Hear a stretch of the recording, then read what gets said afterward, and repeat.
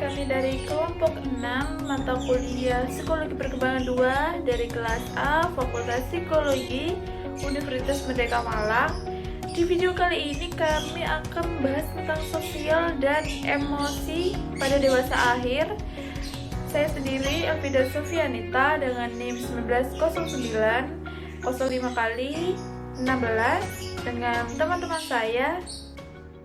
Perkenalkan, nama saya Cynthia Yuandwi Armadian dengan NIM 190902. Perkenalkan, nama saya Mona Novrianti, NIM saya 1909000034. Perkenalkan, nama saya Safira Aprina Hardini, NIM 190900000026. Nama saya Wardatu Syarifah, NIM 1900000011.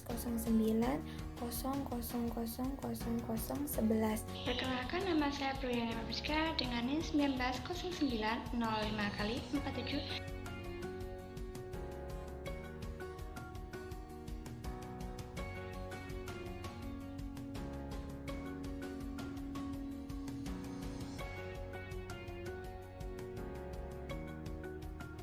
Dalam teori perkembangan sosial emosi, terdapat 4 teori. Yang pertama, teori Erikson, kedua, teori aktivitas, ketiga, teori selektivitas sosio-emosi, dan yang terakhir adalah teori optimulasi selektif melalui kompensasi. Yang pertama, teori Erikson. Dalam teori Erikson ini, integritas versus keputusan atau integrity versus self-care itu tahap ke-8 dan tahap akhir perkembangan menurut Erikson yang dialami individu di masa dewasa akhir, di mana melibatkan refleksi terhadap masa lalu atau menyimpulkan pengalamannya secara positif atau kehidupannya belum dimanfaatkan secara baik. Ya, setelah itu, kalau menurut George dan Robert dan kawan-kawannya di tahun 2010, melalui tinjauan hidup, seseorang meninjau kembali ke pengalaman hidupnya di masa lampau, mengevaluasi, menginterpretasi, dan sering menginterpretasikannya kembali. Dan menurut Butler di tahun 2007, tinjauan hidup dibuat dengan menanti kematian. Kadangkala, tinjauan hidup berlangsung secara tenang, dan saat lain berlangsung secara intens, yang menuntut usaha yang cukup besar untuk mencapai suatu penghayatan mengenai tercapainya integritas kepribadian. Dan tinjauan hidup dapat mencakup dimensi-dimensi sosio-budaya seperti budaya, etnisitas, dan gender, serta melibatkan dimensi interpersonal atau relasi, termasuk berbagai dan menjalin keakraban dengan anggota keluarga atau teman. Satu aliran tinjauan hidup mencari makna, mengurangi simptom depresi orang dewasa parubaya dan lanjut usia.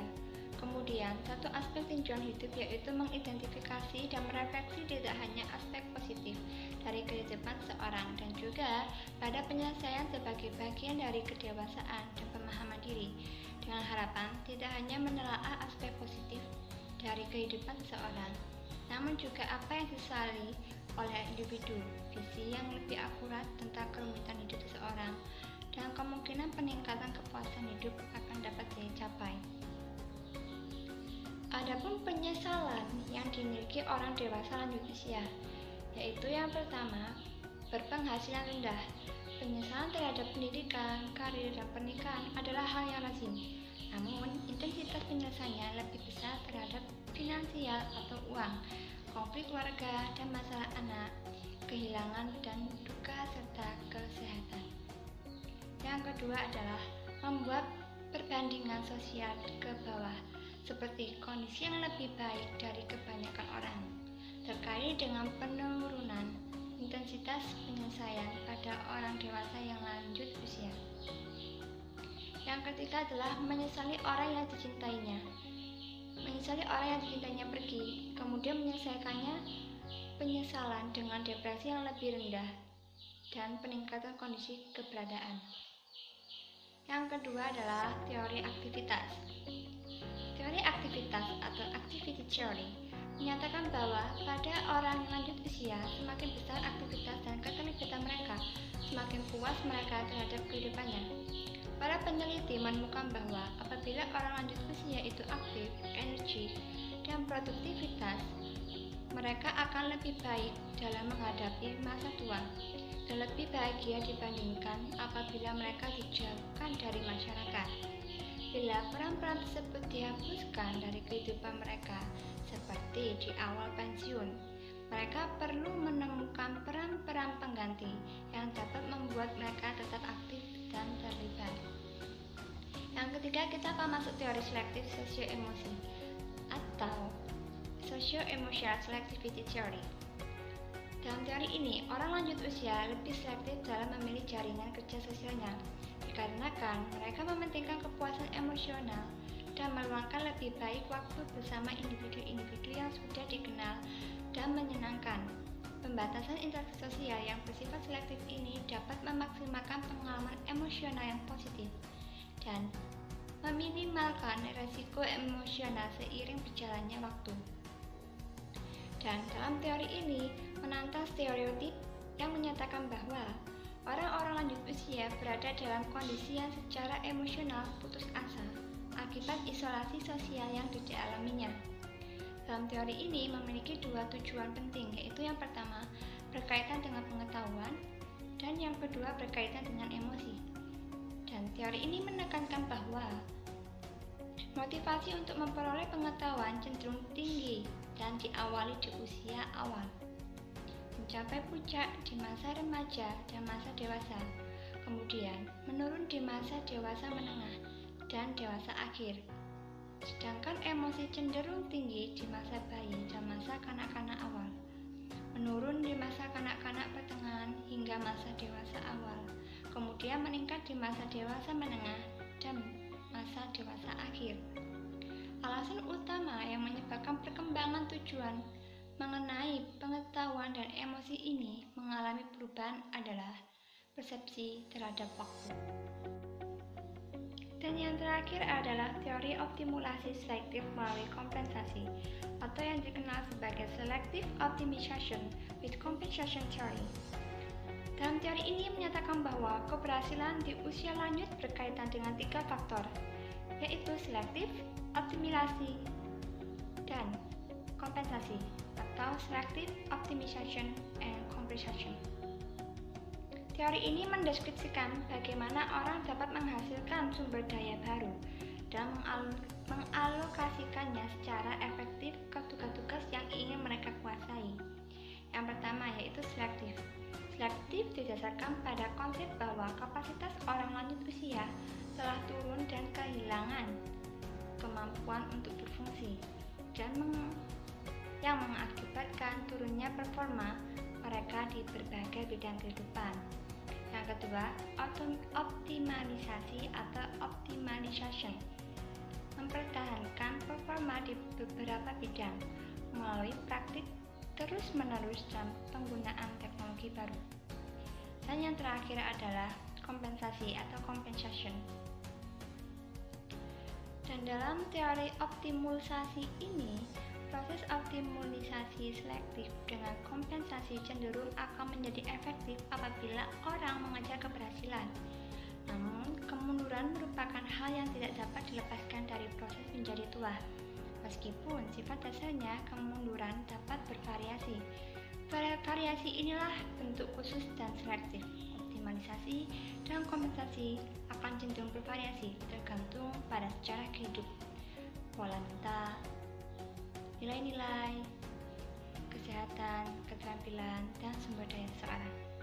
Di sini saya akan menjelaskan tentang perkembangan sosial emosi di masa dewasa menengah berdasarkan kepribadian, diri, dan masyarakat. Pada perkembangan sosial emosi di masa dewasa menengah terdapat 5 faktor besar perkembangan kepribadian, yaitu 1. Keterbukaan terhadap pengalaman, kedua, bersikap hati-hati, ketiga, extraversion atau perhatian terhadap hal-hal di luar diri, 4, keramahan, dan yang 5. Neurosisme atau stabilitas emosi. Berdasarkan diri dan masyarakat, terdapat 3 poin penting, yaitu yang pertama, penghargaan diri, yang meliputi bagaimana seseorang menghargai, mengapresiasi dan mempercayai dirinya sendiri, yang dapat dilihat dari sikap, penampilan, dan emosi yang mereka miliki. Kedua, possible self merupakan kemungkinan di masa depan individu, masa depan apa yang diinginkan dan apa yang ia takutkan. Bagi seorang lansia, possible self hanya berpusat pada pencapaian harapan bagi dirinya. Dan yang ketiga adalah kendali diri. Kendali diri merupakan kemampuan seseorang untuk mengontrol dirinya sendiri secara sadar agar tindakannya tidak merugikan orang lain. Stereotip mengenai orang lanjut usia, di mana orang lanjut usia seringkali tidak memperoleh dukungan karena adanya ageism, yaitu prasangka terhadap orang lain sehubungan dengan usia orang tersebut, khususnya prasangka terhadap orang-orang dewasa yang lebih tua. Mereka seringkali dianggap tidak mampu berpikir jernih, tidak mampu mempelajari hal-hal baru, tidak menikmati seks, tidak mampu kontribusi dalam komunitas, atau tidak dapat bertanggung jawab dalam bekerja. Maka demikian, kini mulai banyak orang-orang lanjut usia yang melakukan upaya aktif untuk memperbaiki gambaran masyarakat mengenai orang lanjut usia. Adapun isu-isu kebijakan dalam masyarakat lanjut usia, yaitu status ekonomi, perawatan kesehatan, healthcare, generational inequality, penghasilan, pengaturan tempat tinggal, dan teknologi internet. Di sini saya akan membahas keragaman gaya hidup. Gaya hidup yang berlangsung pada orang yang lanjut usia mengalami perubahan. Dengan perubahan demografis yang diwarnai oleh putusnya pernikahan karena perceraian, kini sepertiga orang-orang dewasa kemungkinan menikah, bercerai dan menikah kembali dalam hidupnya. Sekarang marilah kita mengekspresikan beberapa gaya hidup yang berbeda-beda di antara orang-orang lanjut usia, dimulai dari mereka yang menikah dan memiliki pasangan. Yang pertama, orang lanjut usia menikah. Sebuah penelitian mengungkapkan bahwa kepuasan pernikahan lebih tinggi pada orang lanjut usia daripada orang parubaya. Dalam penelitian ini, orang lanjut usia menganggap pasangannya lebih ramah daripada orang parubaya. Yang B, orang lanjut usia yang bercerai dan menikah kembali. Mayoritas orang lanjut usia yang bercerai adalah wanita, karena wanita memiliki umur yang lebih panjang dibandingkan pria. Sedangkan pria cenderung untuk menikah kembali. Perceraian yang terjadi pada orang-orang lanjut usia memberikan dampak sosial, finansial, dan fisik terhadap mereka. Yang C, kohabitas pada orang lanjut usia.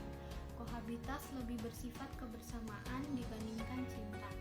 Sebuah studi yang dilakukan baru-baru ini menemukan bahwa orang-orang lanjut usia yang melakukan kohabitas memiliki relasi yang positif dan stabil dibandingkan orang-orang yang lebih muda dan juga melakukan kohabitas. Meskipun orang-orang lanjut usia itu tidak memiliki rencana untuk menikah dengan pasangannya. Yang D, romantika dan seks pada orang lanjut usia. Pria parubaya lebih memikirkan dan menginginkan seks daripada wanita parubaya. Ekspresi seksualitas orang lanjut usia berbeda dari orang muda, khususnya apabila hubungan seksual tidak lagi menjadi hal yang mudah dilakukan. Orang lanjut usia secara khusus menikmati sentuhan dan belayan sebagai bagian dari relasi seksual mereka. Apabila sehat, mereka masih melakukan aktivitas seksual tersebut. Selanjutnya adalah orang tua lanjut usia dan anak-anak mereka yang telah dewasa. Jadi, anak-anak yang telah dewasa ini merupakan bagian penting dari jaringan sosial orang-orang lanjut usia. Gender memainkan peranan penting dalam realisasi antara para orang tua lanjut usia dan anak-anak yang telah dewasa. Anak perempuan yang telah dewasa ini lebih terlibat dalam kehidupan orang tua daripada laki-laki, karena perempuan dewasa ini cenderung 3 kali lebih banyak memberikan bantuan dalam aktivitas sehari-hari kepada orang tuanya. Dalam banyak kasus, para peneliti ini menemukan banyak ambivalensi terdapat dalam relasi di antara anak-anak dewasa dengan orang tua yang lanjut usia.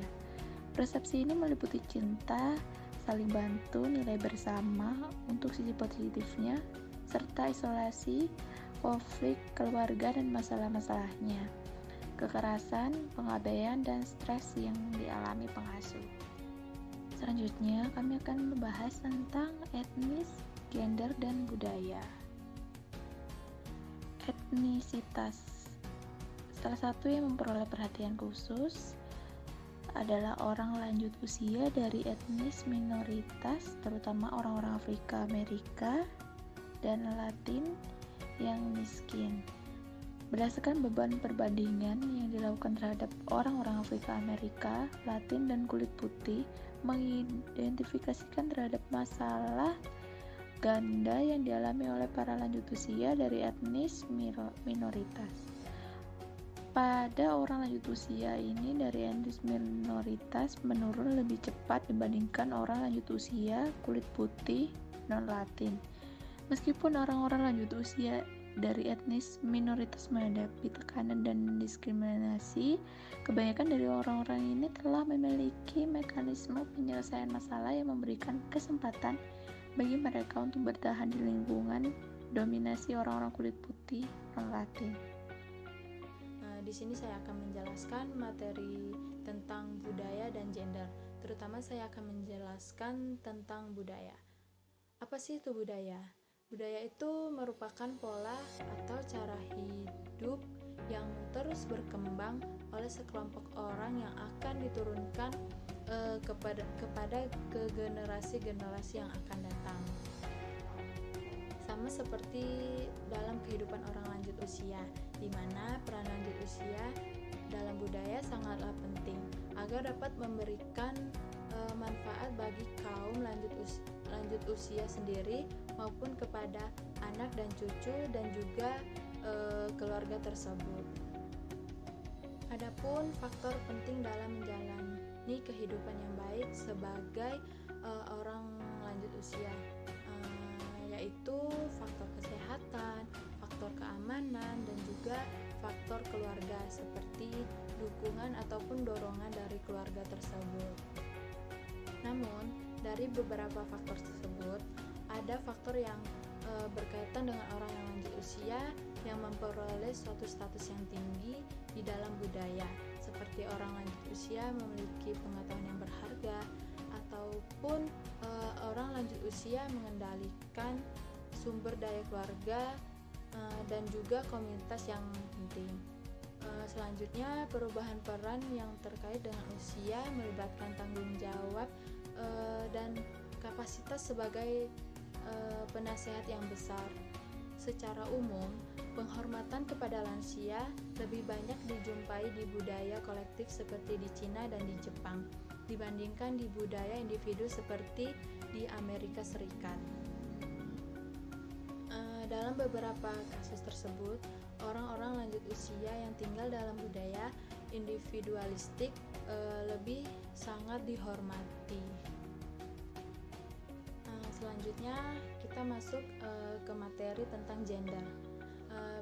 Beberapa para ahli perkembangan percaya bahwa terjadi penurunan feminitas pada perempuan dan penurunan pada maskulinitas pada laki-laki saat mereka memasuki masa dewasa akhir.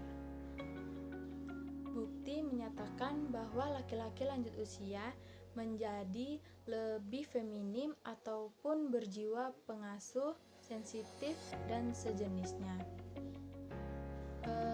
Resiko ganda juga dapat dialami oleh banyak perempuan, yaitu beban yang berkaitan dengan ageis dan seksisme. kita juga tidak perlu memberikan perhatian khusus pada perempuan lanjut usia yang berasal dari kelompok etnik minoritas, di mana wanita lanjut usia di kelompok etnik minoritas menghadapi stres dalam kehidupannya. Dengan adanya stres, mereka menunjukkan kemampuan adaptasi, resensi, dan keterampilan coping yang menakjubkan. Kemudian masuk dalam materi proses masa tua yang berhasil. Lanjut usia merupakan tahap terakhir dari rentang perkembangan manusia. Lanjut usia disebut juga sebagai emas karena tidak semua orang dapat mencapai usia tersebut.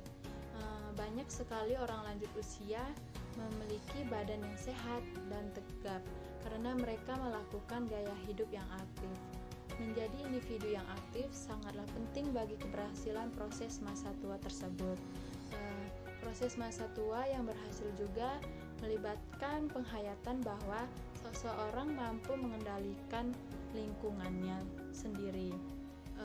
Kita juga perlu memiliki kendali terhadap lingkungan agar dapat memiliki efek positif bagi kesehatan dan panjangnya usia pada masa lanjut usia tersebut. Terima kasih teman-teman yang sudah menonton. Semoga video yang kami sajikan ini bisa bermanfaat dan sampai ketemu di lain waktu.